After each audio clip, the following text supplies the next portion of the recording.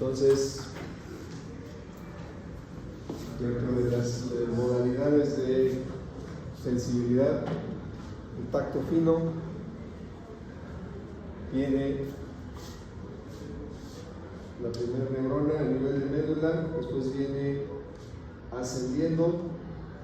Recuerden que la cara también tiene sensibilidad fina y esa está dada por el nervio trigémino.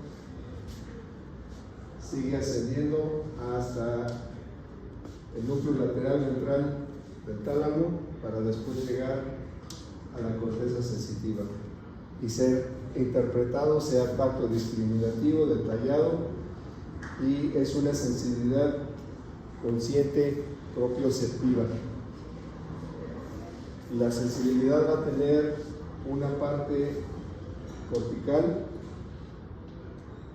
por el trigémino, pero también hay un relevo a nivel medular que va a servir como parte de la integración en el arco reflejo, como vamos a ver en su momento.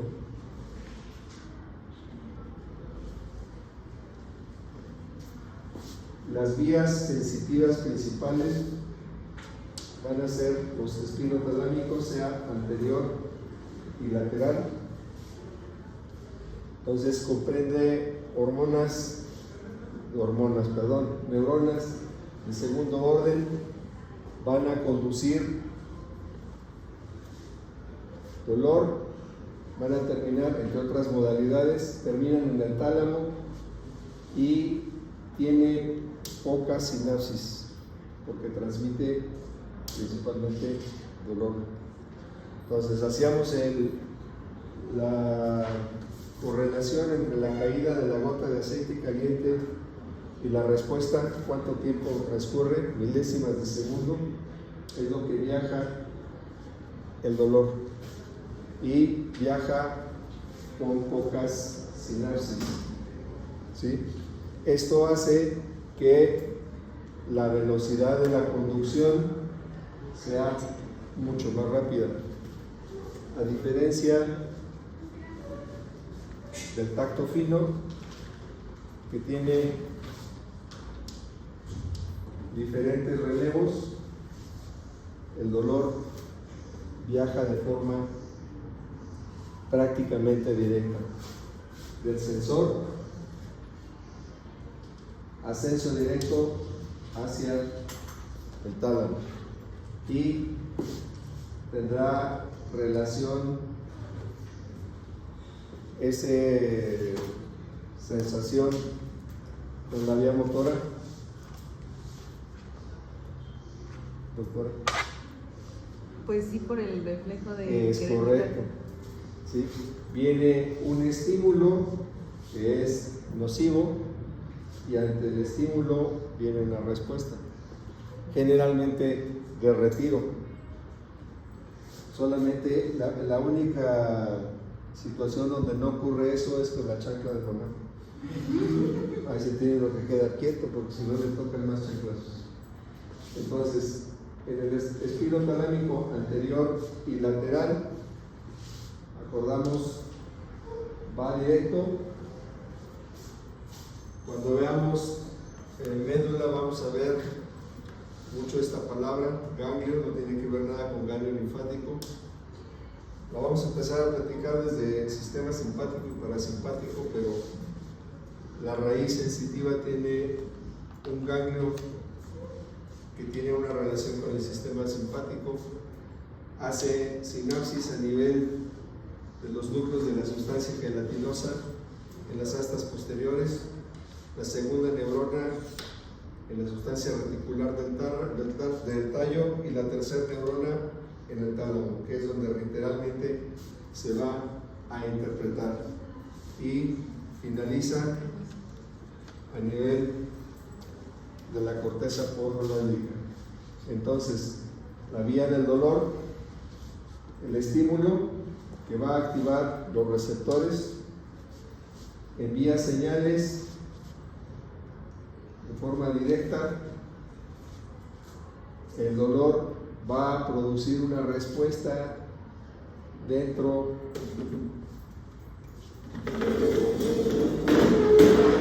de la corteza. Recuerden que todo estímulo sensitivo nos va a condicionar una emoción y un recuerdo. Entonces, si ustedes se llegan a quemar con algún objeto, van a tener, pues obviamente, el estímulo doloroso. Va a quedar una impresión en su corteza que les va a enseñar a que con ese artículo les va a producir un estímulo nocivo, luego entonces no lo van a repetir. No sé ustedes, ya los vehículos de ahora no traen encendedor. ¿Quiénes conocen los encendedores de los carros antiguos? Esa sonrisa quiere decir que cometiste el mismo error que yo. Cuando yo era niño, mi mamá tenía un auto Nissan y se me ocurrió apretar el encendedor, salía rojo vivo y le puse el dedo. ¿Sí? Obviamente aprendí que eso no se debe hacer. ¿Sí? Porque después de la quemada vino el tatuaje en la espalda con el chanclazo. Pues. O sea, me reforzaron el aprendizaje. Entonces, recuerden que cualquier tipo de estímulo va a ir ligado a una emoción y a un aprendizaje. Yo de esa forma aprendí que no debía de volver a poner el dedo en el encendedor. Entonces, la mayor parte de los estímulos sensitivos, excepto el dolor, van en los cordones posteriores. Recuerden, del conducto central a posterior es sensitivo, del conducto central a anterior es motor. Entonces, viene el estímulo de tacto o de temperatura. Por ejemplo, aquí le están haciendo cosquillas con una pluma. El estímulo viaja por los cordones posteriores y hace diferentes relevos, mientras que el estímulo de dolor entra, cruza y asciende directo hacia el tálamo. ¿Sí? Esa es la diferencia entre la vía sensitiva de dolor, que es el tracto espinotalámico, que es prácticamente directo, mientras que tacto, presión, temperatura van por los haces de Goy y Burdas. Por ejemplo, en los receptores de presión, ¿qué otra utilidad tienen? Por ejemplo, si yo estoy caminando sobre esta superficie, que es una superficie plana, ¿por qué cuando voy caminando sobre un empedrado puedo sentir cómo está la superficie? Pues gracias a la sensibilidad propioceptiva, que esta va a tener dos modalidades, una consciente y otra que no es consciente. Por ejemplo, la posición de mis articulaciones es una sensibilidad que no es consciente, pero está siendo transmitida de forma continua. En cambio, si yo voy caminando por una superficie plana o empedrado, yo voy sintiendo cómo es perfectamente la superficie. Cuando ustedes van caminando en la playa sobre la arena, van sintiendo perfectamente cómo es la superficie, si está caliente, si está rugosa. Cuando pisan una corcholata, un vidrio, un caracol, ¿qué pasa? El estímulo de presión se transforma en un estímulo doloroso. ¿Sí? Entonces, la sensibilidad propioceptiva significa la percepción de uno mismo, y tenemos una sensibilidad inconsciente y una sensibilidad propioceptiva consciente.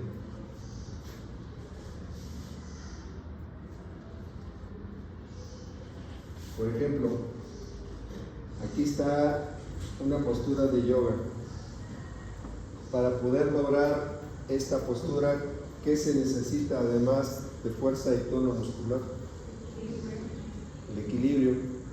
Entonces, cuando yo tengo la información de cuál es la posición de cada una de mis articulaciones, que va a tener un relevo a nivel de cerebelo, me va a favorecer que yo logre hacer alguna posición de equilibrio. ¿Sí? ¿Qué pasa cuando se le pide a un individuo alcohólico que haga la postura del 4? No la puede hacer. ¿Por qué? Porque la vía de control del cerebelo está bloqueada. ¿Sí? Tenemos una persona que en su vida ha hecho yoga y la ponemos a hacer una postura de este tipo. ¿Qué va a pasar? Es que las primeras veces le va a costar mucho trabajo, a menos que tenga una habilidad innata. De lo contrario, después de días de estarla haciendo, la va a dominar. ¿Sí? ¿Qué pasa si yo tengo una lesión en el hemisferio derecho del cerebelo? ¿Creen que pueda tener control motor de mi equilibrio? Pues no. Entonces, toda la información de la sensibilidad propioceptiva, que también se denomina sensibilidad profunda, está mandando información de manera constante, sea la propiocepción consciente o la inconsciente. Entonces, esta sensibilidad va a informar la posición de todas las partes del cuerpo y nos va a dar el rango del movimiento articular, las respuestas reflejas, soporte en las acciones motoras, equilibrio y coordinación. Todo esto nos va a dar el esquema corporal. Por ejemplo, si ustedes están, vamos a poner el ejemplo de un barco. ¿Quiénes han tenido la oportunidad de estar en un barco navegando? ¿Qué pasa en una embarcación? El movimiento. ¿Qué pasa con ese movimiento? Si la mar está en calma, el movimiento lo percibes menos. Si la embarcación es muy grande, el movimiento lo van a percibir menos. Pero si es una embarcación pequeña y el mar está agitado, se va a mover bastante esa embarcación. ¿Y qué va a pasar con la información que está llegando al cerebelo y al vestíbulo? ¿Qué va a pasar? Aparte de que en el oído vamos a tener tema con la endolinfa, y el dramamine probablemente no nos surta el suficiente efecto. Entonces, ¿qué pasa en esa embarcación que la superficie se está moviendo? Nuestras articulaciones están mandando información de ese movimiento. ¿Y qué pasa con el equilibrio? Si la embarcación se está moviendo, además, ¿ustedes creen que pueden caminar derecho? ¿No? ¿Por qué? Pues porque la superficie está en movimiento. No alcanza a ver una información adecuada del rango articular porque la superficie está en movimiento. ¿Sí? Caso contrario, el ejemplo de ahorita, que yo estoy caminando sobre una superficie llana. Entonces, este sistema está trabajando todo el tiempo. Entonces, la sensibilidad es un tracto ascendente. En piel tenemos receptores de presión suave, presión profunda de vibraciones y receptores de dolor. Esto es para la propiocepción.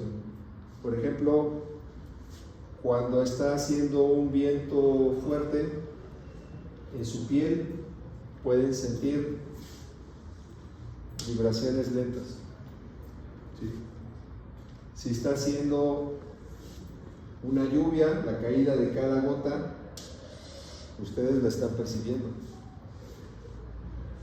Entonces pueden estar, antes de que empiece la lluvia, empiezan a caer gotas ligeras, cae una gota pequeña y están sintiendo pues esa presión de la gota que cayó más la temperatura de la gota.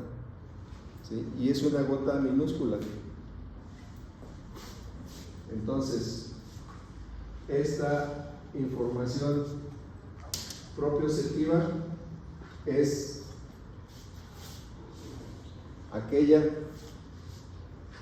de las articulaciones, del interior, ¿sí? Y la sensibilidad exteroceptiva es del exterior, el viento, la lluvia,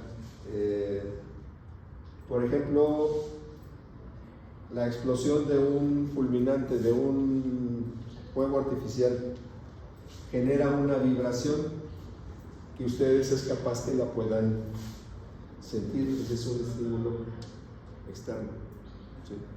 Entonces, para que quede claro, la información propioceptiva es interna, la información exteroceptiva es la que percibimos por un ambiente exterior.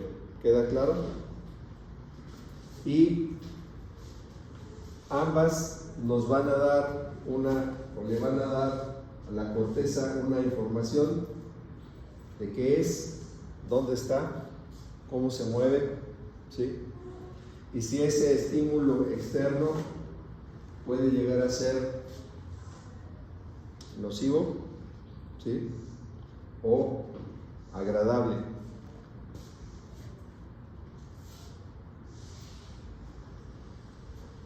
Cuando veamos médula, vamos a repetir esta diapositiva y lo vamos a ver a detalle. La distribución de la sensibilidad a nivel del cuerpo se denomina dermatomas. Si se fijan en esta expresión o en este esquema, la cara está ausente de color. ¿Por qué? Porque la sensibilidad de la cara está dada por el nervio trigémino. Sin embargo, en la cara posterior sí tenemos una coloración, que es finalmente un dermatoma. Recordemos que en cada segmento vertebral va emergiendo un par de raíces que vienen representando un segmento medular. Ese segmento o esa raíz va a llevar una distribución que va a llevar una información o va a regresar una información sensitiva, va a llevar una información motora y va a regresar una información propioceptiva. ¿Sí? Y de esta forma podemos, como si fuera un mapa, poder identificar clínicamente la ubicación de dónde está la lesión. Entonces, dermatoma es sensitivo, miotoma es motor, esclerotoma es propioceptivo. Luego entonces, el esclerotoma si tiene que ver con articulaciones, ¿cuál sería su traducción clínica? Los reflejos osteotendinosos. ¿De acuerdo? ¿El área del C1 sigue teniendo sensibilidad por el trigémino o simplemente no me? Es una pequeña parte. C1 realmente da nada más lo que es el nervio de Arnold, que va hacia la parte posterior de la nuca. De hecho, hay una neuralgia tal cual del trigémino, que es la neuralgia de Arnold, ¿sí? Pero va la inervación hacia la parte posterior de nuca y occipital. ¿Sí? Entonces, ¿queda claro esto? Dermatoma, sensibilidad, miotoma, movimiento, esclerotoma, propiocepción. Entonces, los reflejos osteotendinosos. Ahora, la comunicación entre la sensibilidad y las emociones. Aquí tenemos diferentes tipos de emociones. El sistema límbico es el epicentro de la expresión emocional y del comportamiento. Vamos a pensar que la doctora tiene un compañero engorroso que todo el día le está dando lata, todo el día le está dando lata, todo el día le está dando lata. Entonces, a lo mejor el primer vacile le cae bien, el segundo ya como que te estás pasando, el tercero ya se enoja, ¿no? ¿Y cuál va a ser la respuesta? Un zape, ¿no? Podría ser una solución. Decía mi abuela, ¿por qué arreglar con palabras lo que se puede arreglar a golpes? Entonces, todas las emociones están ligadas, toda la sensibilidad está ligada a una emoción. ¿Qué pasa cuando la abuela los acariciaba? Se sentían en el mejor lugar del mundo, ¿no? Como que nada les podía pasar. ¿Y qué pasa? Volvemos al ejemplo del bullying. ¿Qué sensación les puede dejar esa experiencia? ¿Quiénes han sufrido bullying aquí? No ahorita, porque ahorita ya se defienden, ¿verdad? ¿Qué pasa? Esa sensación de impotencia, ¿sí? Va generando emociones que, si no son adecuadamente canalizadas, van a modificar negativamente el carácter. ¿Y dónde está eso? Sistema límbico. ¿Y el sistema límbico con quién está conectado? Con el hipotálamo. ¿Sí? Por eso, mi amor, paz y amor. El sistema límbico es todo este circuito. La circunvolución del cíngulo, núcleos del hipotálamo, la amígdala y el hipocampo. Entonces, cada uno tiene una función específica, mientras el hipotálamo, control de temperatura, control de hidratación, control de saciedad, hambre, sueño, vigilia, hormonas hipoficiarias, y tiene algunos efectos sobre las enfermedades llamadas psicosomáticas. Si se fijan, control de temperatura. ¿Por qué siempre llego y abro las ventanas? Los que sean violentos, mejor tráiganse una chamarra en invierno, porque soy intolerante al calor.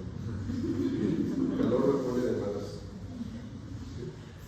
Entonces, un estímulo de temperatura puede afectar a nivel de mi corteza del cíngulo una adaptabilidad que me va a generar una respuesta de estrés, falta de placer, y puedo llegar a agresividad. Puedo tornarme molesto, responder no tan amable, ¿sí? No voy a golpear, ¿verdad? Pero es como un ejemplo para ver por qué un estímulo tan simple puede desencadenar toda una respuesta, ¿sí?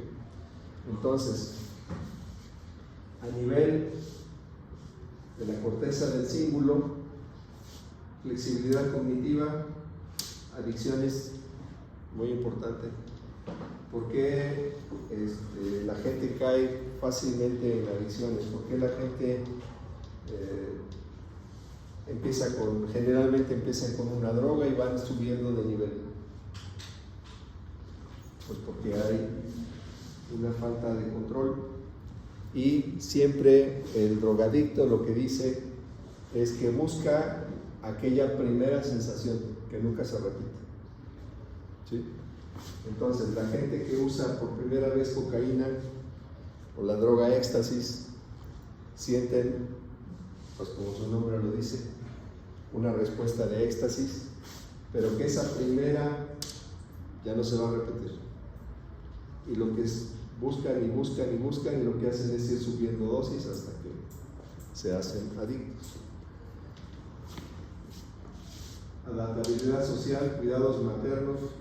¿Por qué el hombre, generalmente varón, niño, sufre más caídas, golpes? Pues porque es más temerario, porque ahorita hay algunas mujeres que son peores de temerarias, ¿no?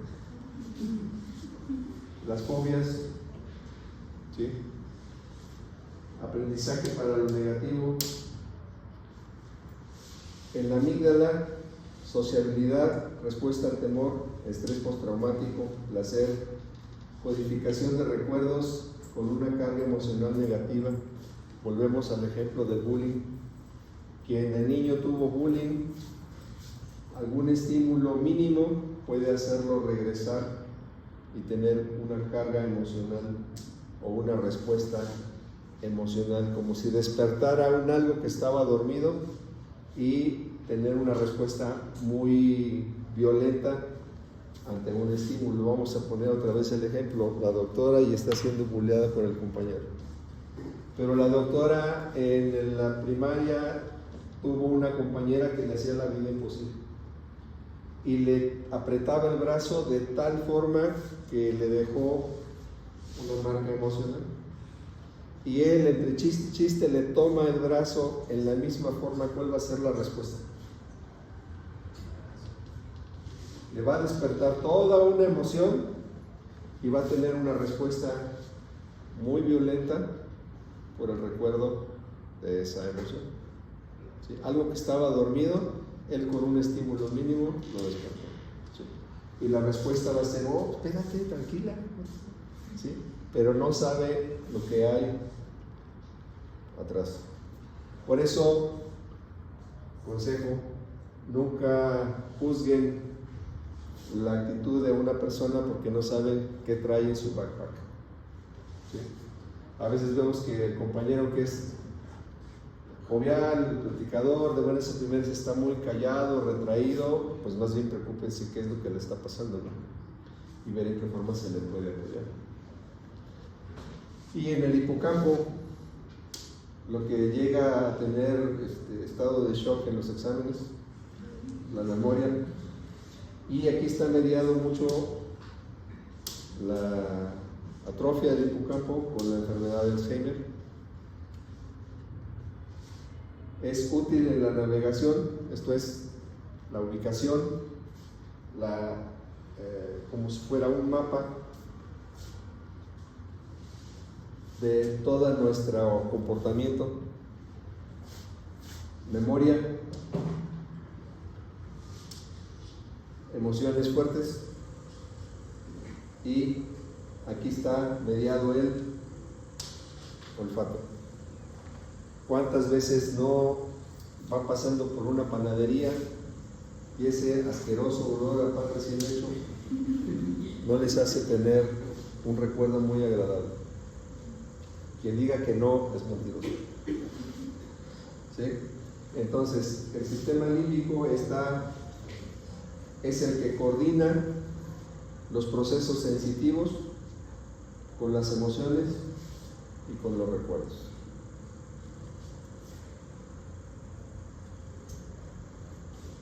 Entonces, aquí algunas de las emociones de la vida: la vista, el gusto, el olfato, la audición, la comida, el tacto.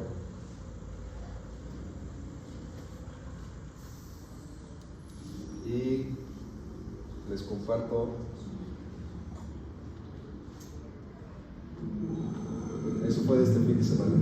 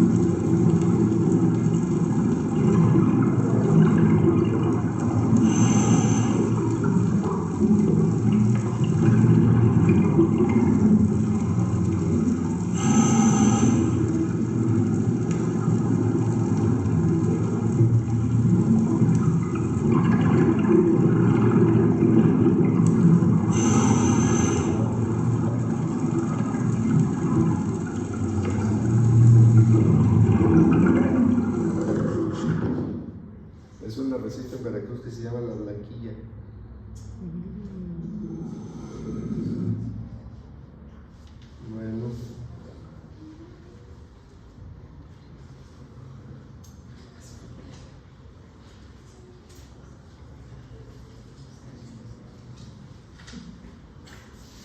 Acuérdense que los miércoles huyo a las 15 para las 8, entonces rápidamente vamos a empezar con la vía motora, vía piramidal, vía córtico-espinal. Son algunos de los sinónimos, pero recuerden que hay un as córtico vulvar y córtico pontino. Entonces, al momento de que nacemos, esta vía, que es la que controla los movimientos coordinados y finos, no está mielinizada, solamente tenemos movimientos automáticos. Esto es, está predominando la vía extrapiramidal. Conforme se va ocurriendo el proceso de mielinización, el movimiento del ser humano va progresando hasta hacerse totalmente útil, y esto se alcanza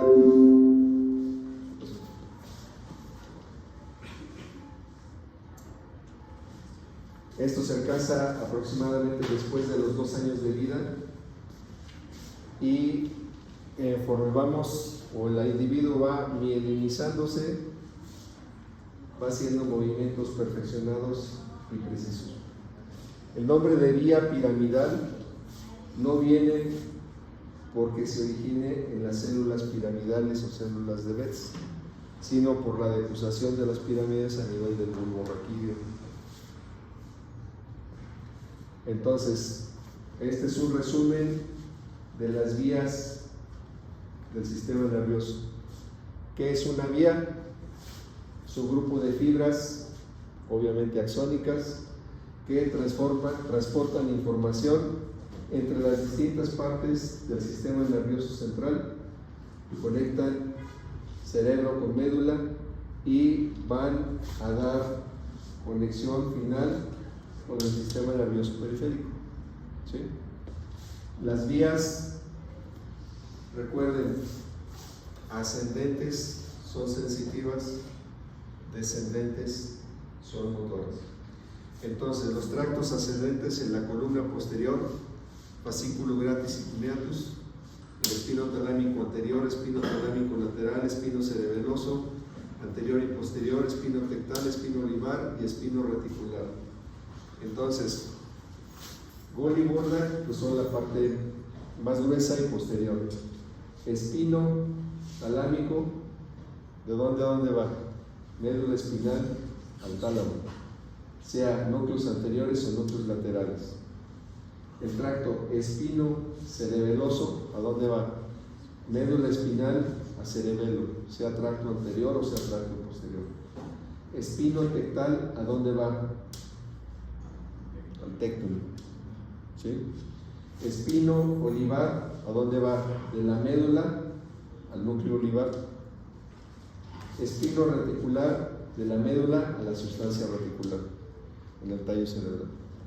Mientras que los tractos descendentes, córtico espinal lateral, córtico espinal anterior, rubro espinal, vestíbulo espinal, tanto lateral como medial, espino reticular y rubro espinal. Bueno, aquí está, perdón, repetido. Recuerden cuando vimos que la vía motora se decusa un 70% y el resto permanece como trayecto libre. ¿Sí? El rubro espinal, ¿de dónde va? Del núcleo rojo, la médula. Vestíbulo espinal, ¿de dónde va? Del vestíbulo a la médula. El espino reticular, médula a sustancia reticular. Y dentro de la sustancia gris, sea de la corteza o de la médula, va a haber conexiones internas. Las principales son el sistema límbico y los ganglios basales. Entonces, la vía motora inicia en la capa piramidal externa, que son grandes neuronas piramidales, y la corteza primaria existen las llamadas neuronas gigantes o neuronas piramidales de Betz, que dan origen a un porcentaje del haz córtico-espinal. Entonces, a nivel del área 4, tenemos histológicamente en tinción y en esquema la capa molecular, granular externa, piramidal externa, granular interna, piramidal interna y multiforme. Esas serían las diferentes capas a nivel de la corteza en el área 4. Ya vimos el mapa de Brodmann y el homúnculo motor, entonces ya conocen que de acuerdo al tamaño de la figura en la corteza representa la cantidad de fibras axónicas para darle tanto motor como sensibilidad, ¿sí? Entonces, el área motora primaria es el área 4, el área premotora o de asociación es 3, 1 y 2, el área 8 es el campo de movimiento ocular voluntario, el área motora suplementaria el área 6, el área de Broca 44 y 45. Entonces, tenemos la cisura de Rolando, la cisura de Cilio, por delante de la cisura de Rolando la corteza motora, por detrás de la cisura de Rolando la corteza sensitiva. Entonces, la vía piramidal es un sistema de axones con un papel fundamental en la transmisión de la información motora voluntaria, ¿sí? La parte que corresponde al movimiento involuntario es el sistema extrapiramidal. Entonces, la información motora que va al cerebro, médula espinal y el destino final, que son los músculos. Su función es clave para la ejecución de los movimientos voluntarios. El control está dado básicamente por el sistema extrapiramidal. Entonces, tenemos vía córtico-nuclear, córtico-espinal. Córtico-nuclear involucra córtico-vulvar y córtico-pontina. ¿Por qué córtico-nuclear? Algunos autores utilizan más este término y considero más correcto porque va de la corteza a los núcleos de los nervios craneales motores, ¿de acuerdo? Entonces va corteza motora, cápsula interna, pedúnculo cerebral y se va distribuyendo en los diferentes núcleos de los nervios motores hasta el bulbo raquídeo. La vía córtico-espinal, de la corteza a la cápsula, pedúnculo cerebral, la decusación de las pirámides y la médula espinal. De esto van a salir dos términos, que es la neurona motora superior y la neurona motora inferior o vía terminal común. La neurona motora superior, ¿de dónde a dónde va? Corteza, tallo, médula, ¿sí? Sea cerebro y médula. Esa es la neurona motora superior. Entonces, cualquier lesión que me afecte, sea parénquima cerebral o médula, me va a dar un trastorno motor y se va a denominar síndrome de motoneurona superior. Y va a tener características clínicas, como vamos a ver más adelante, específicas, que fácilmente se pueden distinguir clínicamente. ¿Y cuál es la neurona motora inferior o vía terminal común? Sobre ella actúan no solo el haz piramidal, sino rubro espinal, olivo espinal, vestíbulo espinal, retículo espinal y tecto espinal. ¿Cuál se les ocurre que sea la neurona motora inferior? ¿Cuál se les ocurre? Si la superior está cerebro y médula, la inferior está en el nervio periférico. ¿Sí? Y la lesión de la neurona motora inferior va a tener características clínicas específicas. Entonces, en el axón que sale de la raíz y que va a llegar finalmente al músculo, está actuando no solo el haz piramidal, el rubro espinal que va del núcleo rojo a la médula, el olivo espinal que va del núcleo olivar, vestíbulo espinal, ¿sí? Retículo espinal y pecto espinal. ¿Para qué? Para llevar el movimiento y tener la coordinación de la posición. Por ejemplo, ¿qué pasa cuando ustedes están, no sé, viendo la clase y se oye un ruido muy fuerte en la parte exterior del salón? Automáticamente voltean, ¿sí? ¿Por qué? Porque el estímulo auditivo va a estimular el vestíbulo espinal y va a coordinar para que su cabeza gire, ¿sí?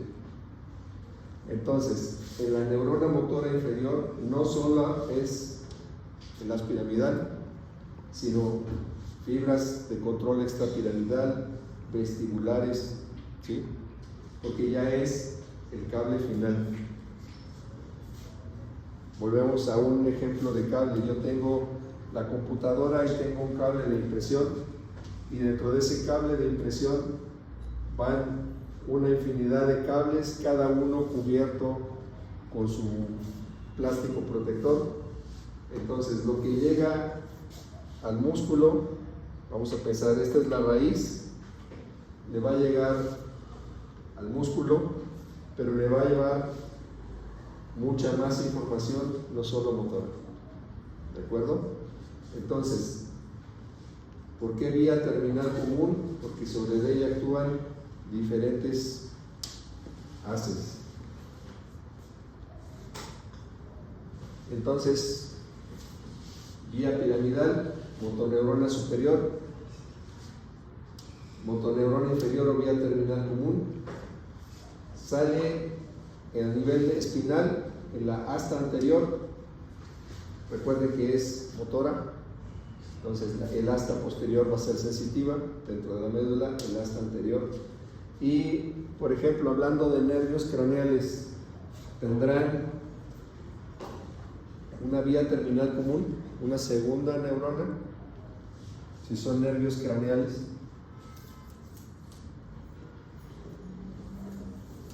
¿Qué se les ocurre?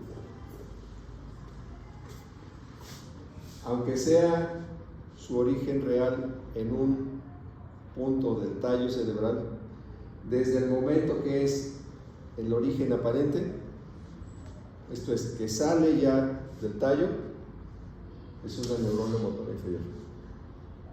¿De acuerdo? Se va a comportar tal cual un nervio periférico, aunque su origen sea central. Pero una vez que sale del tallo cerebral, su comportamiento, su estructura histológica, todo es tal cual un nervio periférico, ¿sí? Aunque sea un nervio craneal, una vez que sale del tallo es un nervio periférico. Entonces, vamos a pensar que en el facial tiene una neurona primaria, que es el área 4, y va a tener una neurona inferior o secundaria, que va a ser ya la emergencia del nervio facial y sus diferentes ramificaciones. ¿Qué es una unidad motora? Eso lo vamos a ver muy a detalle cuando veamos placa neuromuscular. Pero unidad motora es una neurona motora y las fibras musculares que son inervadas por ella. Y estrictamente la unidad funcional es la placa neuromuscular. En su momento vamos a ver microfotografías, pues muy interesante cómo se comporta la placa neuromuscular. En esta disección vemos cómo está en el esquema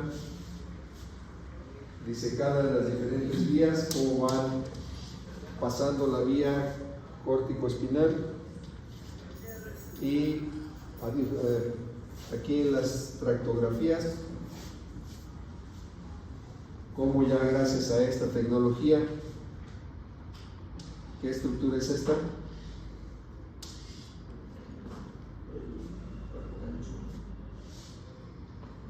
Putamen.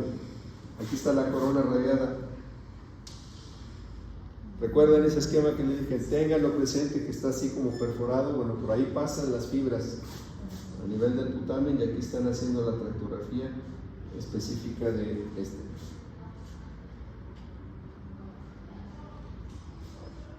Entonces, vean este esquema, es la última diapositiva de hoy. Cómo está el putamen, cómo están las diferentes fibras. Sí, aquí es, recuerden, la parte de la cápsula, pero vean cómo se vería en un corte de alta resolución de resonancia magnética. Entonces, imaginen la resolución que se puede lograr con un equipo de esta naturaleza. ¿El globo pálido lo sube ahí? En este dibujo, ¿no? Bueno, en ese esquema, ¿no? Bueno, hasta aquí, nos vemos, mañana terminamos.